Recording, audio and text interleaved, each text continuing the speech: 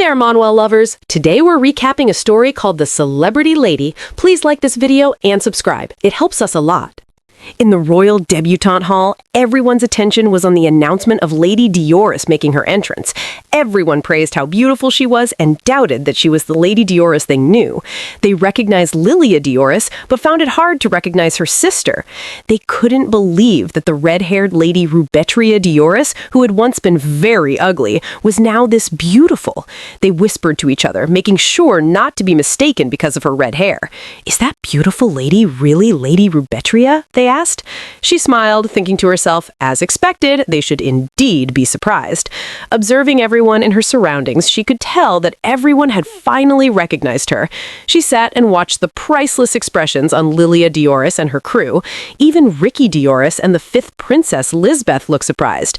She grinned happily, seeing everyone frozen as if time had stopped, thinking to herself, this is the life of a celebrity. Lilia's girls surrounded her, asking repeatedly if that was really Rubetria, not realizing that Lilia herself was also surprised to see her. Rubetria took a few steps closer to Lilia, saying, "It's been a long time since we last saw each other." She could tell that Lilia was jealous and thrown off. After all, the ugly duckling of the Duke's family, once the punching bag of bullies, had returned as a beautiful woman, and of course, they were pissed. "Wait, are you really Lady Rubetria?" One of them stepped forward anxiously. Rubetria chuckled, calling Lady Pelkin by her name, and said she was really the one and only Rubetria. She reminded Lady Pelkin of how they used to meet at the dessert shop, where she would always catch her stuffing her cheeks with sweets. Lady Pelkin grinned mockingly and said, "That's why she got chubby." Back then, timid Rubetria couldn't say a word, but now she was different. With Juliet inside Rubetria, of course things would be different. She had lived luxuriously all her life, and everyone used to envy the way she lived, yet she never looked down on anyone. She was an incredibly proud and haughty woman, so now being generous to small fry like them was just a luxury she could afford. Rubetria chuckled. "What's important isn't what was said in the past, but now," she said, even suggesting they have a cup of tea and chat later. Lady Pelkin smiled nervously, thanking her, and Rubetria was secretly glad that she was ashamed of all the nonsense she spouted before. Some ladies gathered aside, murmuring among themselves. One spoke up, praising her dress, and of course, Rubetria proudly told them that Madame Becky made and sent the dress to her. Everyone was shocked, especially Juliet Diorus. The dress Rubetria wore now was a custom piece by the famous tailor in the capital, Madame Becky. It was literally a masterpiece of a proud tailor who made clothes according to her own beliefs. Even the princess of the empire had to wait a whole year to wear one. With folded arms, Rubetria thought to herself how much Juliet Diorus had longed to wear a dress made by Becky. She had begged many times and had been turned down every single time. And now someone like Rubetria was wearing it? That must hurt a lot.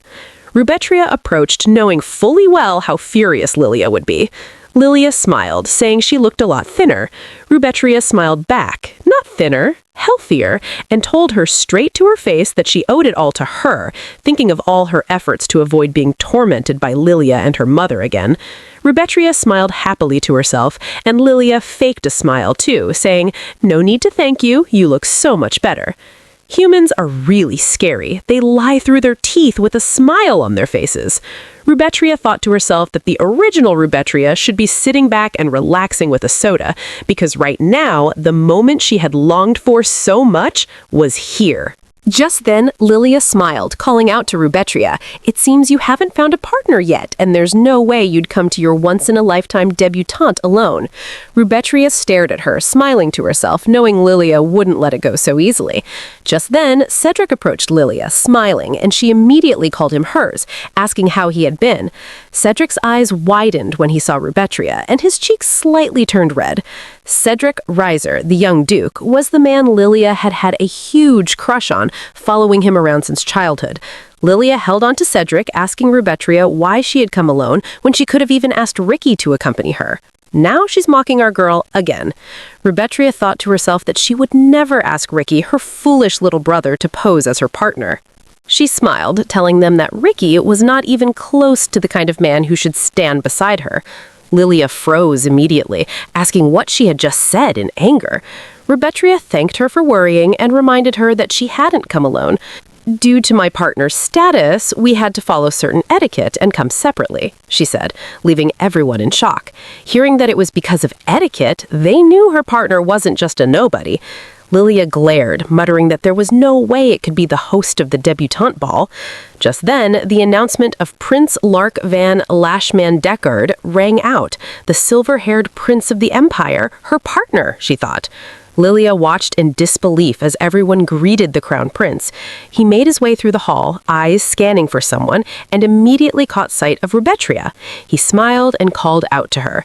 She returned the smile, thinking to herself that only someone of this caliber deserved to be acknowledged as her partner. He gazed at her perfectly as if in love, but no one knew that he was just her business partner, not actually her man. The prince kissed her hand, apologizing for letting her enter alone, even though they were partners. At this point, everyone was already shocked. Rubetria could see the jealous eyes of Lilia, who had tormented her for years. She noticed the envious looks of the noble ladies who used to mock her under Lilia's influence. And lastly, the expression of Cedric, who had toyed with her innocent feelings. At this moment, the star of the hall was none other than her. From today, she was the celeb of the Deckard kingdom, Rubetria Diorus. She chuckled to herself, enjoying this amazing feeling. Juliet, in her previous life, had been an actress. Back then, she was a trending celebrity known to everyone as Juliet Karenina. She was born to a Korean mother and an English father. She was a global beauty with all the attention, focus, envy, jealousy, and even love from around the world directed at her. That day, as she got into her truck, she was alerted that her next shoot was a brand promotion. She asked how the media coverage was, and they told her it was not bad. Her manager told her she couldn't help but fall in love with the promotion, which she admitted was true. Her life had no mistakes. It had been smooth sailing from the start. If anyone asked what a perfect life looked like, they were told to look at Juliet Karenina. Juliet was perfect just by name, and nothing had gone against her until just yesterday. Juliet Karenina had definitely just been in Korea until she woke up in this body. A few years ago, she had announced her retirement and moved to Korea, her mother's homeland. She gave a beautiful retirement speech that inspired countless fans. After that, she transitioned into being a daily X-tuber, racking up millions of views and engagement within just a month of launching. She also earned 2 billion followers and remained the hottest trending personality. Just as the second act of her life was about to begin, she announced her retirement, and that was when she got a message from Pig Rubetria saying she envied her life and wished she could be like her. Juliet was indeed surprised when she saw the message and wondered who exactly this Pig Rubetria was. Seeing how Pig Rubetria mentioned her pretty face, slanderous body, and how people loved her, Juliet realized it was jealousy talking because, again, today, Rubetria had been like a punching bag. Pig Rubetria said she wished she could live like her, even for just one day. The words made Juliet wonder if Rubetria was even a fan or maybe just a troubled person. Not long after, Juliet received another message from Pig Rubetria saying she would end her life. Juliet was shocked and worried immediately. She asked her manager to investigate to find out who this Rubetria was because something didn't feel right. That night, she went to bed with an uneasy mind, only to wake up to a soft voice calling, "Miss?" When she opened her eyes, she was in an unfamiliar room with a maid and a doctor standing by. She wondered where she was. This wasn't her room. Her mind immediately leapt to the worst. Has she been kidnapped? "What do you want?" she shouted, leaving the maid shocked, asking what she meant. The doctor asked the young lady if she remembered her name. Anxiously, she said her name was Juliet, asking how it was possible they didn't even know the name of the person supposedly kidnapped her. The situation was a complete mess. The maid was shocked, and the doctor confirmed that the young lady seemed to have lost her memory due to shock. Juliet was confused. What exactly are they talking about, she thought, because she felt perfectly fine. Hearing them call her Rubetria made her wonder why. Immediately, her eyes caught her hands, and they didn't look like hers. She immediately requested to see a mirror. The maid panicked, and when Juliet saw her face, she screamed loudly, thinking, "This can't be possible. What is this? This can't be me," she shouted in horror. She couldn't believe she was in this kind of body. How could she just wake up one morning and find everything about herself gone? She wondered why she had to go through this. Later, the maid approached her calmly. Juliet sat tiredly and asked if she truly didn't remember anything. The maid explained how Juliet had fallen into a pond and only woke up several hours later. The maid, her voice tinged with sadness, told her how worried she had been and asked why she even did that. Juliet, with a confused expression, thought to herself, "That's exactly what I want to know too." She turned to the maid and asked who she said she was exactly and where in the world she even was. Juliet was even more shocked when she heard that they were in the Deckard kingdom. In the Deckard Empire, there were 4 major ducal families, and Rubetria was the daughter of one of them, the Diorus family. Rubetria Diorus. The maid leaned closer, asking again if she really didn't remember. Juliet gave a fake smile. "So I'm Rubetria now?" The maid gently grabbed her hands and said there was no need to try so hard to remember. Juliet thought to herself that being the only daughter of a ducal family might not be so bad, at least not if she played it right. Just then, voices began to murmur from behind the door, people talking about coming to greet her. They didn't really care, but if they didn't show up, everyone would talk badly about them. The maid's expression froze, and Juliet wondered who could be behind the door. The door opened and in walked Lilia and Ricky. "Did you think causing a suicide scare would get you some attention?" Lilia asked mockingly. Ricky added, sneering, "You're lucky you actually woke up. If I were you, I'd rather die than live as a fat slob." Juliet immediately felt the hostility in the room. One thing was clear, the owner of this body had been bullied all her life. Another thing was even clearer, Juliet Karenina didn't take crap from anyone, no matter who they were. Seeing them say all that to her face left her with a questioning expression. The maid leaned in and whispered, asking if she remembered those people. She explained, the current Duke's father, the late Duke Diorus Veal, born to Lady Volga, Lady Lilia Diorus, and Lord Ricky Diorus, they all grew up like siblings, but in truth, they were her aunt and uncle. Looking at them now, Juliet couldn't believe they acted like this towards someone they were supposed to be close to. Watching them bicker and argue, she wondered how anyone could behave so cruelly towards someone who had almost died. Ricky leaned in, smirking, holding a sweet. "Were you seriously eating that before jumping into the pond?" asked Lilia mockingly. "You didn't jump into the pond just because Cedric told you to get lost, did you?" mocked Ricky. Juliet frowned. She had dealt with envy, jealousy, and mockery before, but it was obvious that the original Rubetria couldn't handle this. How could they bully someone they grew up with? Someone like a sibling, she thought. Ricky got bolder, approaching her and lifting her breast to feel for a lump. Juliet jumped up angrily, thinking, what the hell is he doing? "Ah, gross. Feels like I got grease on my hand," Ricky exclaimed, turning irritably to his sister. Lilia smiled and called him an idiot. Rubetria turned to the maid, who was standing quietly in the corner, and wondered why she even existed if she couldn't do anything to help. Ricky, clearly enjoying himself, teased again, "Where's your neck?" As he lifted his hand to touch her, Juliet kicked it off instantly, leaving everyone shocked. "What the hell?" he shouted, completely stunned. Before he could react, she landed a sharp slap on his cheek. Lilia froze, and even the maid looked shocked. Ricky got so pissed, and she smiled, saying he's so disgusting, and if he should pull this crap again, she'll report him for harassment. Ricky, still holding his cheek, yelled angrily, "This crazy brat just dared to touch my face!" His sister held on to him, trying to calm him down. Ricky, pointing at Rubetria, his voice high-pitched with rage, "Does he think my mother would just stand by after she slapped her son?" Rubetria thought to herself, "I thought he looked young, but wow, he really is just a kid. All he can say is, 'I'm gonna tell my mommy.'" With her arms folded, Rubetria replied coolly, "Go ahead and tell your mother, but if you try this nonsense with me again, I'll show you life." Ricky yelled and asked, "What the hell is a pig like her doing?" Lilia rolled her eyes. "Don't bother with her anymore. We'll just go home and tell our mom as soon as we get back." Before they left, Ricky turned to her one last time, sneering, "You're dead." The maid called out, "Miss?" Rubetria turned immediately. "Rebecca?" she asked. Then she waved the maid away. "Get out. I need to sleep. Maybe when I wake up from this dream, it'll all be over." Rebecca sadly obeyed and left, worried. Rubetria sat back on her bed and sighed. "It's okay. When I wake up from this dream, all this will be over." She shut her eyes and dozed off. This is so hilarious. So she thinks sleeping it out will take her back to her celebrity life? Well, later she woke to find the sun had already set. She looked through the transparent window and froze. She was still in this fat body. This is literally driving me insane, she thought. Suddenly, a strange magical hole appeared behind her. Rubetria completely freaked. A black object stomped out. As she squinted to get a closer look, it turned into liquid, and she freaked again.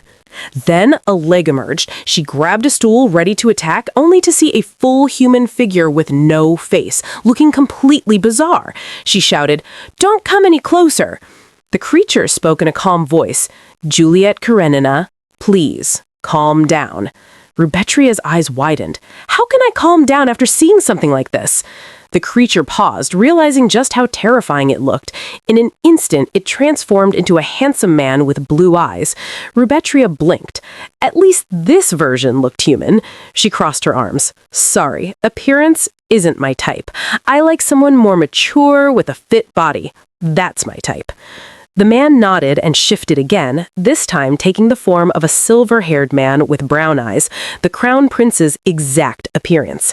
Seeing this appearance, Rubetria liked it better. The man smiled and said, "This is the most handsome man in the empire." Rubetria approached him, a grin spreading across her face. "He's really my type," she said, grabbing him by the collar, "and he just called me by my real name. How do you know me? Did you bring me here?" she asked, curiosity sparkling in her eyes. The man smiled calmly. "That's right. I'm Rubetria's spirit servant, and my name is Wishit." Juliet's eyes widened. "Are you seriously trying to tell me you're some kind of magical creature?" she exclaimed. "If that's true, then hurry up and put me back to normal." Wishit glanced at her, confused. "That's not possible. You can't live as Juliet Karenina anymore." Juliet's jaw dropped. "What on earth are you talking about?" she yelled. He tried to calm her down. "The Diorus family you now possess has the power to control spirits, and each spirit has its own unique abilities. I am the spirit of wishes." Juliet's eyes narrowed, her mind racing. "Wait. Are you saying the original owner of this body, Rubetria, wished to swap bodies with me?" Wishit said yes. She jumped back in disbelief. "You're literally messing with me right now," she yelled. Then her mischievous side kicked in. "How could you even tell me to calm down? I've been thrown into the body of some random girl, and the first thing that happens is getting mocked by brats." Wishit nodded understandingly. "I understand how you feel, but I am only following Rubetria's command. I am her servant." Juliet clenched her dress tightly, anger bubbling up. "This is really messed up. How could that girl just steal my life and live it? How did she even know about me? In the first place?" Suddenly, she remembered the text that Pig Rubetria had sent her, wishing she could have her life. Wishit explained, "My master made a wish, and I granted it." "Is she stupid?" Juliet yelled, flopping onto the bed. "She has a spirit that grants wishes? Why would she want my life? She could have wished to be slim, to be beautiful, to get back at the kids who bullied her. She could have wished for all of that." Wishit calmly tapped her shoulder. "Juliet, you should at least give me a chance to explain."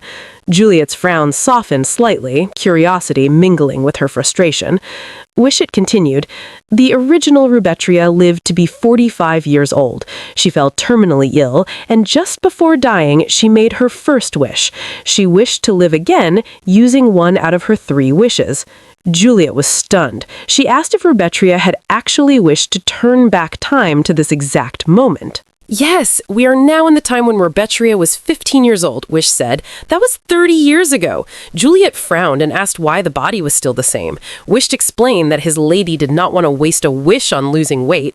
He snapped his fingers and a book appeared in Juliet's hands. It was Rubetria's diary. Inside were lists of food plans to lose weight and strict exercise routines. Juliet sighed, shut the diary, and threw it away. "So she really turned back time just to live a better life?" Juliet asked, and then used her second wish to steal someone else's life? "Bingo," Wish said casually.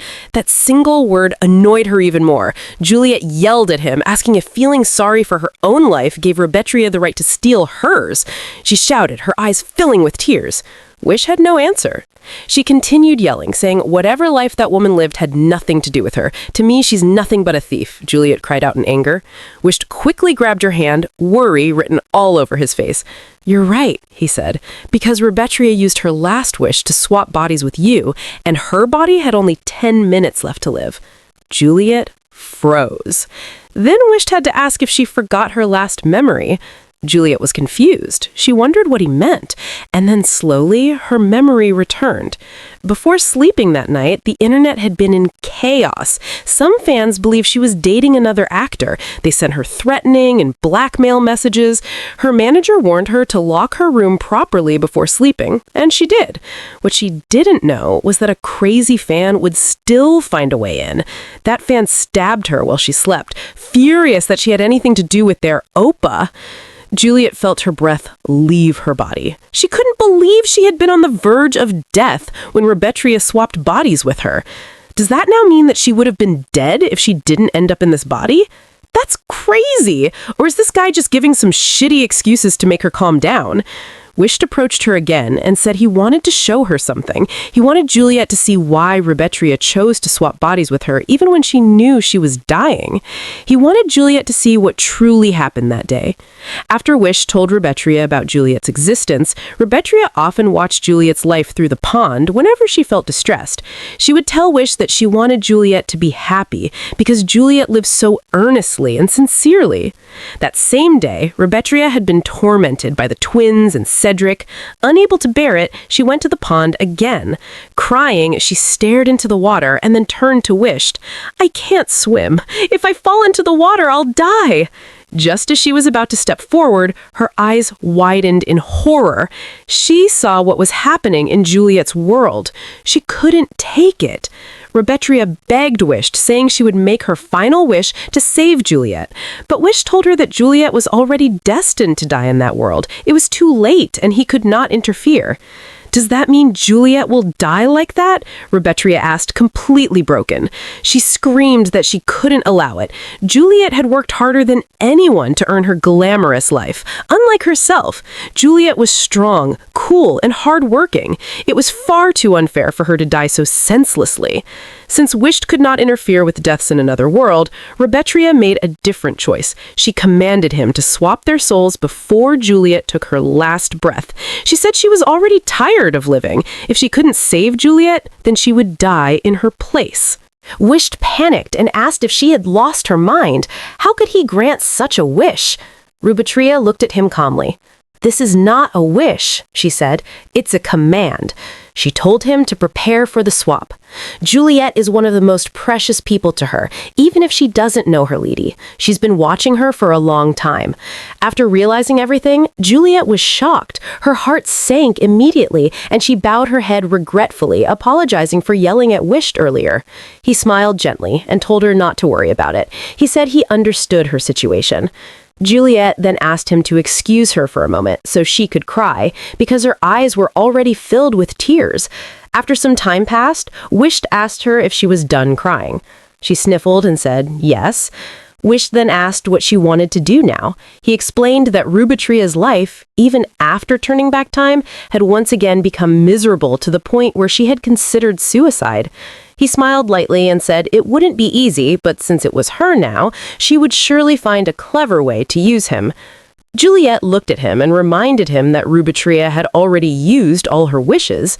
Wish told her that he was still bound to Rubetria's body as a spirit servant. However, the soul inside the body had changed, creating a loophole. Because of that, Juliet could also make 3 wishes from him. Juliet smiled and asked if it was really okay for him to be so lenient. Since he said it was fine, she stood up immediately and announced that she would make her first wish right now. Wish looked surprised and asked if her wish was to become slim right away. Juliet glared at him and asked if he was crazy for even suggesting that. Why would anyone waste a wish on something so basic? He was shocked that she didn't want that. Juliet told him she would lose weight through diet and exercise. She was an actress who had managed her body her whole life, so dieting was easy for her. Then Wished asked what she wanted to wish for instead. Juliet said for her first wish, she wanted him to make her remember all of Rubetria's life, all her knowledge, memories, emotions, and every moment she had seen, heard, and felt. Wish's expression turned cold instantly. He warned her that she would regret it. He asked if she understood what she was saying. Was she trying to absorb Rubetria's entire life as her own? That means you will become Rubetria, he said. Can you handle her life? Juliet shut her eyes. When she opened them again, she clearly stated that she would handle it. She was already in this body, and Rubetria literally died for her. If this was the life Rubetria lived, then she would accept it fully. Wished sighed when he saw how determined she was to take responsibility for Rubetria's life. He told her he would not make her recall all the memories at once in order to protect her brain, but it would still be very deep. Just as Wished said, it became a deep dream. Juliet saw Rubetria's memories, how her father always refused to see her, how he constantly compared her to Lilia and Ricky. Rubetria had always longed for her father's love, but he only told her how worthless she was. Receiving all these memories, Juliet couldn't help but think how kind and brave Rubetria really was. She couldn't even manage her own life properly, yet she still cared deeply for others. Because of those choices, Rubetria had given Juliet a new life. Rubetria Diorus was the youngest daughter of the Diorus family, born with silver spoon in her mouth. She was of noble blood, lacking nothing in either lineage or wealth. Above all, the Diorus family was blessed by spirits. Any member of the family could form a contract with a spirit once they turned 15. Her father, the head of the Diorus family, possessed power that rivaled the imperial family. Her eldest brother, a prodigy, had acted as the family head's proxy since the age of 14. Her second brother rose to the position of deputy leader of the Imperial Knights due to his excellent martial skills. With such a strong background, one would think Rubetria would live a happy life. But Rubetria was tormented throughout her life by her step-grandmother Volga and Volga's 2 children. She was destined to die at the age of 45 due to complications caused by obesity. That was why Rubetria begged Wish to turn back time. Thus, Rubetria returned. However, the reason it was so difficult for her to live a better life was because of abuse. The abuse from her step-grandmother Volga kept Rubetria from spreading her wings. Rubetria's knowledge and efforts, which were greater than others, were never allowed to shine. That night, Juliet asked Wished a quiet but heavy question. "Can I wish for someone to be killed?"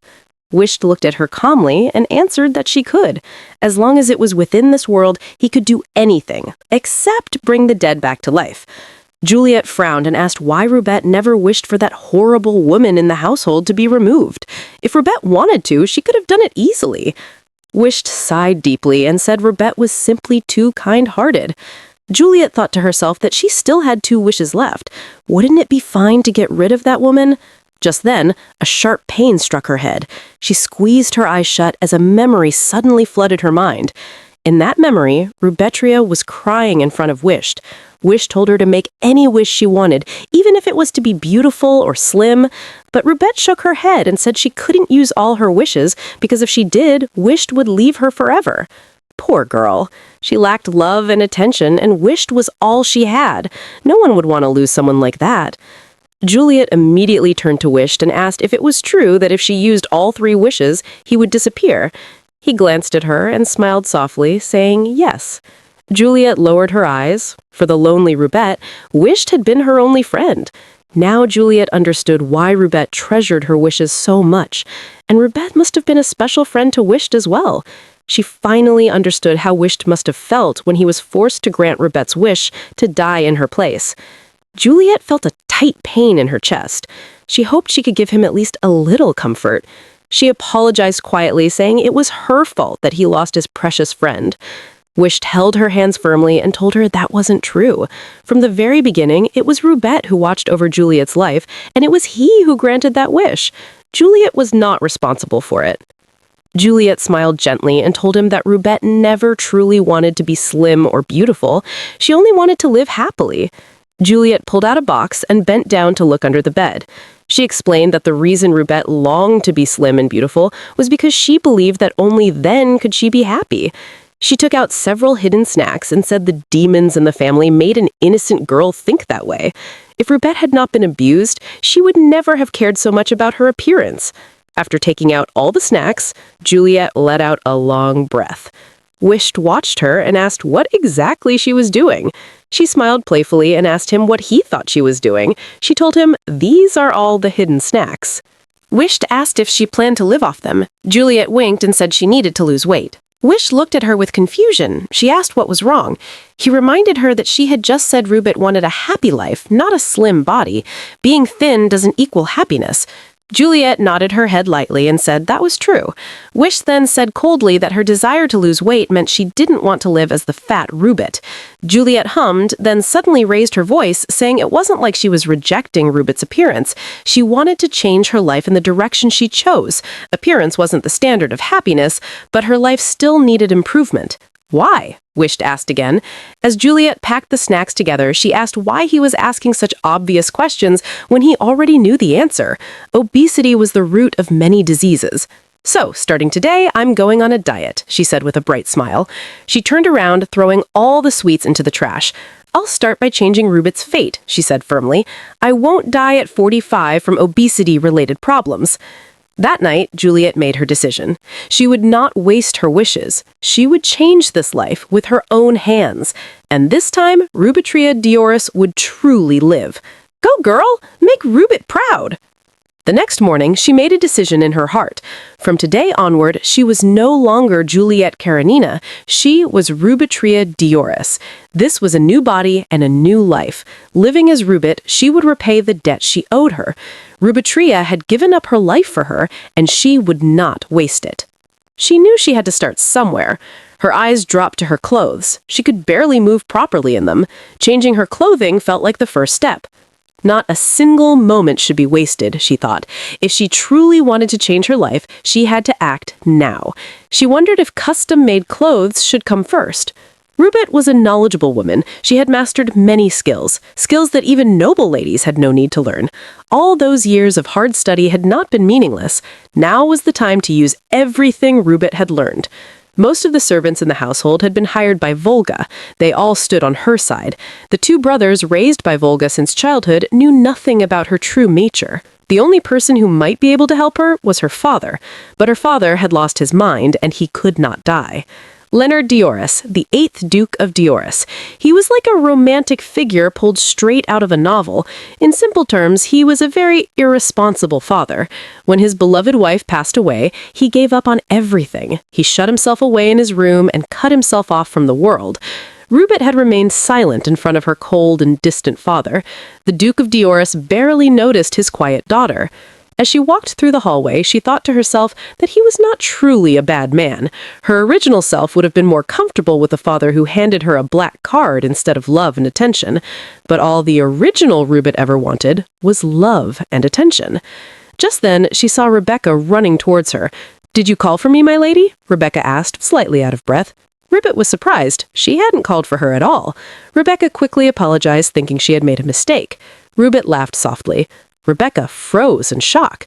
Seeing her lady laugh like that was something she had never expected. Inside Rubet's heart, she thought quietly, at least there is someone here who truly loves her. Rubet smiled and told Rebecca they should go have breakfast. Rebecca happily agreed. As they walked, Rebecca told her that she had asked the chef to prepare only the dishes her lady liked. Looking at Rebecca, Rubet felt a tight ache in her chest. Among all the servants who silently allowed Volga's abuse, Rebecca was the only one who truly cared for Rubet. She remembered everything. Rebecca had not been able to completely turn a blind eye. On Rubet's 16th birthday, when chaos broke out and Volga humiliated her, Rebecca had stepped in. That single act ruined her life. Volga scolded Rebecca harshly. Even when Rubet begged, Volga did not stop. Rubet was locked in her room as punishment. Rebecca was dragged away, beaten, and locked up for 3 days without treatment. She died. When Rubet remembered that moment, a cold chill ran down her spine. Volga had leaned close to her and whispered coldly, "If you want to see people die for no reason, then you'd better behave." Rubet was completely shattered. Standing in front of Rebecca's lifeless body, Rubet could only repeat one thought over and over again. Rebecca died because of me. Back to the present, Rebecca asked softly why her lady seemed lost in thought. She even added that if Rubet didn't feel like eating, she could prepare cake topped with macarons instead. Rubetria smiled gently and said that a normal meal would be fine. "All right then," Rebecca said warmly. "Shall we go see the food?" Rubet nodded excitedly, matching childishly. Rebecca chuckled and opened the dining room doors. Rubet froze. The long table was filled with food. Chicken, meat, seafood, and snacks were beautifully arranged. It looked like everything from land, sea, and even air was present. Rubet took a plate and picked only the chicken. She smiled and told Rebecca that she truly appreciated everything, but she would just eat the chicken. She then suggested that Rebecca eat with her. Rebecca was shocked. Rubet sighed and complained that she couldn't help it. She didn't even have proper clothes, so starting tomorrow morning, she would begin 1 hour of fasting exercise. "What?" Rebecca shouted in surprise. Her lady calmly continued and asked her to prepare breakfast after her workout. "The menu will be half an apple and a bowl of oatmeal," Rubet instructed. Not stopping there, Rubet went on to explain all the meals she would be having the next day. She also asked Rebecca to schedule a meeting with the tailor in the evening because she needed clothes that were easy to move in. Rebecca stood there holding a pen and notebook, writing down every single word her lady said. Then Rubet smiled and asked her to dine together. Rebecca blinked, then suddenly smiled brightly and agreed. On the 3rd floor of the mansion, there was a gloomy and eerie room at the far end. Cold air always spreads from that direction. A massive door stood there, one that looked like it would never open. That was the room of the Duke of Diorus, her father. Rubet walked toward it. As soon as she arrived, the old head butler stood in front of the door and asked sharply what brought her there so early in the morning.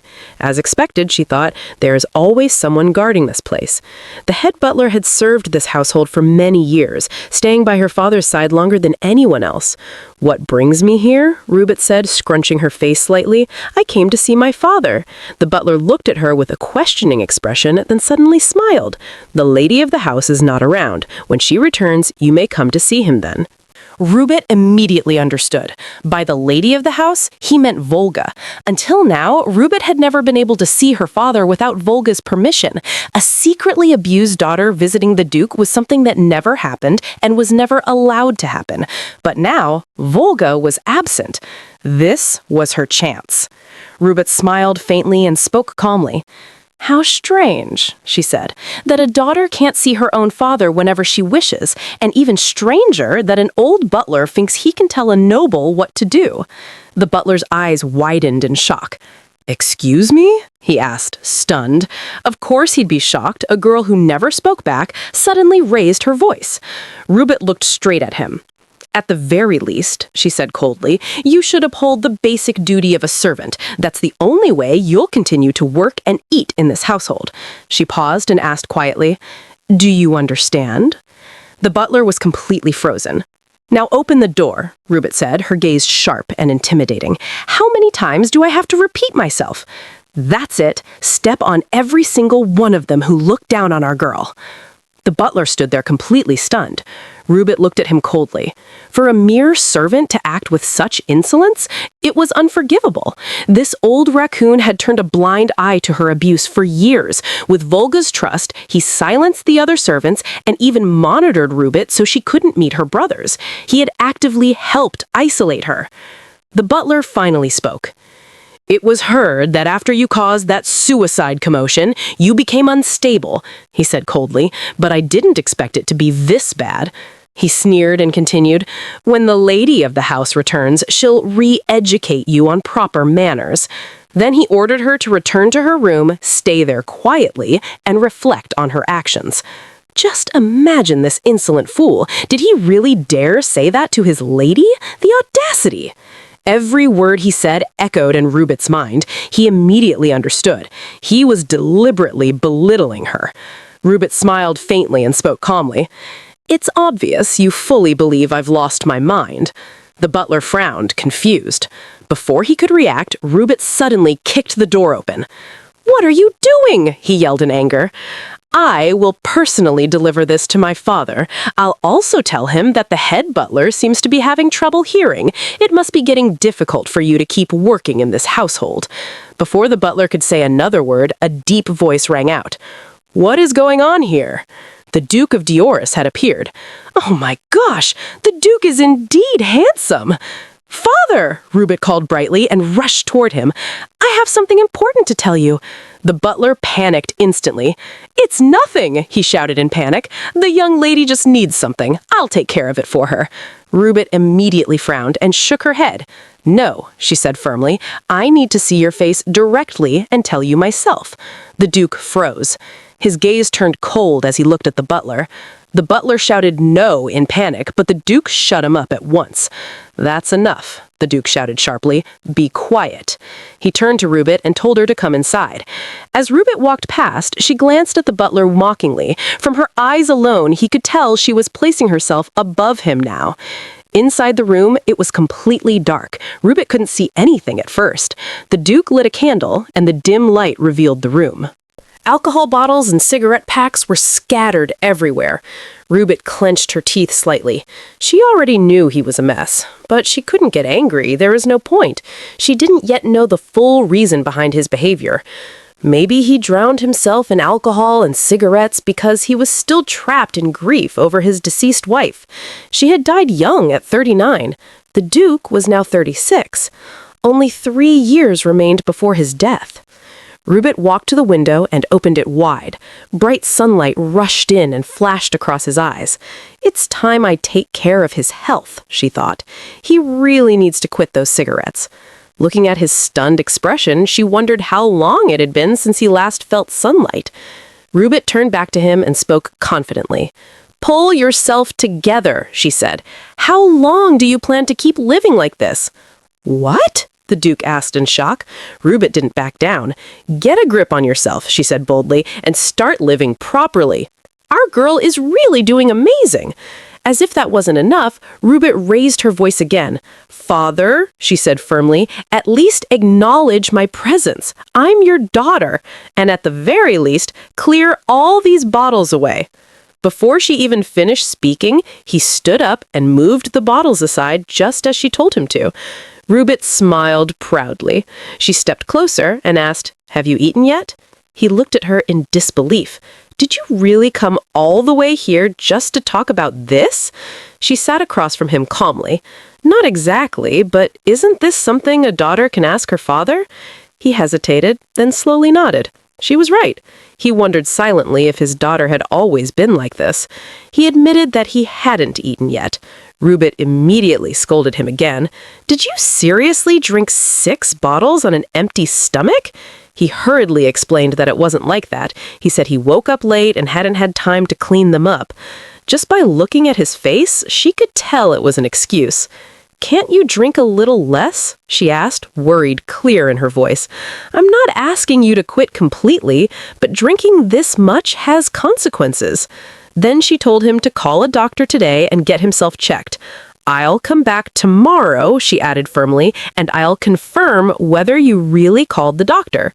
"Promise?" she asked, staring straight at him. He looked ashamed and nodded. "I'll take care of it." Only then did he ask, "So, what was it you wanted to talk to me about?" Rubet nodded. "Earlier, I said I needed to tell you something about the butler." He told her to continue. Rubet lowered her hands and spoke sadly, carefully choosing her words. "I came to see you earlier," she said softly, "but the butler stopped me and told me to return to my room." She looked up at him, her eyes slightly red. "Did you tell him to say that because you didn't want to see me?" She voiced trembling as if she might cry. The Duke immediately shook his head. "No, I never said such a thing." His expression darkened. "It seems the butler has been acting quite insolently lately." Rubet continued, her voice low. "A month ago, I was very sick. When I told the butler, instead of calling the doctor, he told me to sleep and said he would call one the next day." She clenched her fists. "I was in a lot of pain. I endured it all night. But the next day, he still didn't call the doctor." She swallowed and added one last line. So I asked him again, and he told me I was a troublesome lady. She explained that this wasn't the only time the butler had ignored her. Inside her heart, she knew it wasn't a lie, even if she hadn't experienced it herself. Rubet had lived through all of it. In her previous life as Juliet, one thing she had mastered was acting. Emotional acting came naturally to her, and she knew how to convince people. Her father rubbed his face in frustration. "It seems I've become an old and foolish man," he said angrily. "I'll speak to Diego and replace the butler." Rubet felt relieved. Her acting skills were still working. She sighed and reminded him gently, "Managing the servants isn't Diego's responsibility. That's Grandmother Volga's role." He frowned slightly. "Then I'll have to speak to Volga." Rubet nodded and said calmly that her grandmother trusted the butler deeply, which is why she had no intentions of dismissing him herself. At that moment, the Duke finally questioned why the butler's duties were being handled by Volga in the first place. "I understand," he said. "I'll handle it separately." Then he looked at her again. "So, what's the main issue?" Rubet smiled sweetly. "Father," she said lightly, "could you lend me some money?" He looked at her in shock. "Money?" She chuckled. "I need about 300 million bark." In her mind, she thought calmly that in Korean terms, it was about 300 million won. Compared to the Diorus family's wealth, it wasn't much. The Duke asked carefully, "Are you asking for pocket money?" She shook her head. "I'm asking you to lend it to me. I plan to pay it back." She explained that if he gave her a credit certificate under his name, she could withdraw the money from the bank herself. He frowned. "Why say that? You can just ask Diego. The family finances would cover it." Rubet smiled knowingly. "If I do that, I'll have to explain how I plan to use it. Brother Diego will be displeased. Even if I don't plan to waste it, he'll still think she will." He told her the amount wasn't even significant, so her brother wouldn't mind lending it. But seeing how she kept making excuses, he understood something clearly. She couldn't even bring herself to ask him. Rubet told him calmly that he might not know this, but she wasn't close to her brother. If she borrowed money from brother Diego, then Grandmother Volga would also have a say in it. Dealing with family money would only bring trouble and control. "So, let's just use money under your name," she said clearly.